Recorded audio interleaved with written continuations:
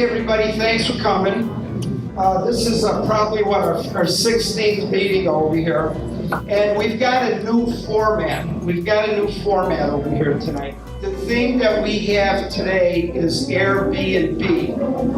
And Airbnb, everybody hears about it. A lot of people know a little bit about it. Some people are scared about it. But Airbnb is in the air all over Chicago. There's three parts to Airbnb.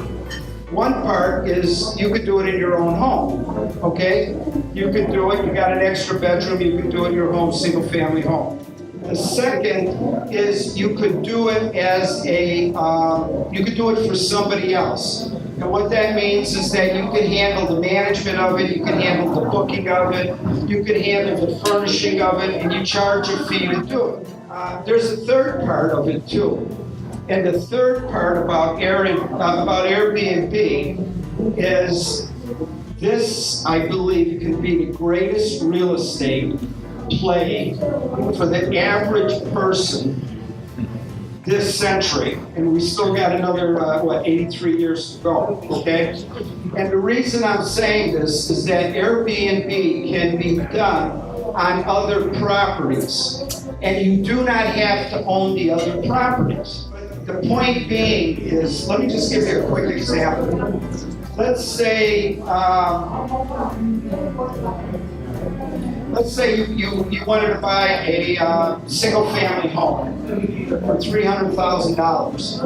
Okay, how much would you need down? You probably need $60,000 down. You'd have to qualify for $290,000 worth of financing.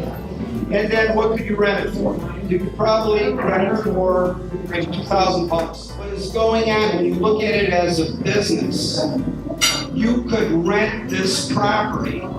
You could rent this property for the $2,000. You have a lease, and then you sublet it.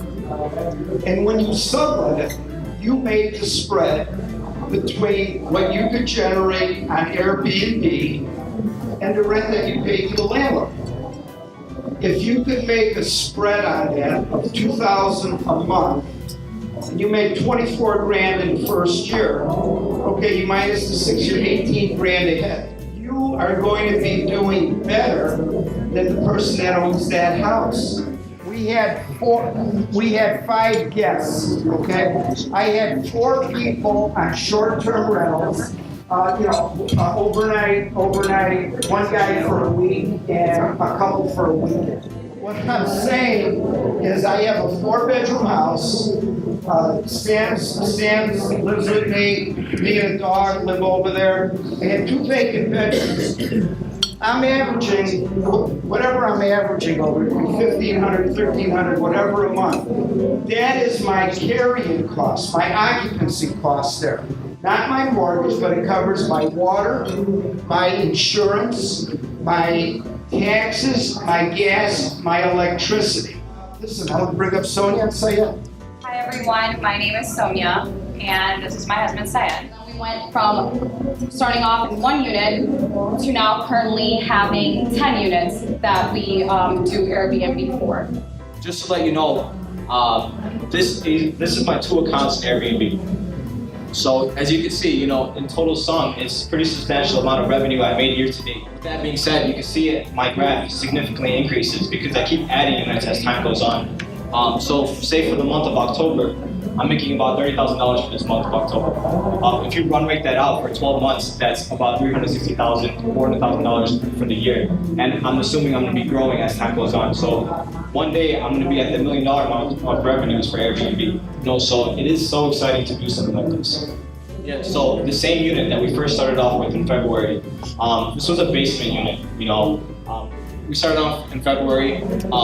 The yellow line that you see right there is how much I would get for a long-term tenant. I would maybe make $900, maybe not. I don't know what type of tenant I would get for my basement unit. But for the first month, I was at a small loss of say $100, And then every month after that, you can see the number of dollars above the yellow line, how much I'm making for Airbnb, net expenses. So my expenses, assuming gas, electric, consumables, things like that. So my first name is long and you're gonna mess it up. So I go with MK. So MK Gamble is my name. You can find me at mkgamble.com if you need to. The Illinois House of Representatives brought me on board to work with them in their housing committee. So I wrote a lot of the housing laws. They all passed through my committee in 2012. Following that, I was recruited to their state's attorney's office to do negotiations for Anita Alvarez's office. And all the lobbying from, I guess, 2012 to 16, in which time Airbnb needed somebody to manage their lobbying team and negotiations here. And that's where I met Joey. I want to highlight a few things about Airbnb, and it's about experience, interaction. And that's really what you were doing. And that's really, and it's an important part of what Airbnb is about. It's about having these opportunities. And the host community being collaborative, just generally speaking. I know I've touched on that a little bit. In Chicago, we had 6,559 hosts, not properties, just over 7,000 properties. During that series, $2.9 million was made in 3 days. Let that set in. 7,000 people made $3 million. It's a lot of money. There's a lot of tools, there's a lot of money.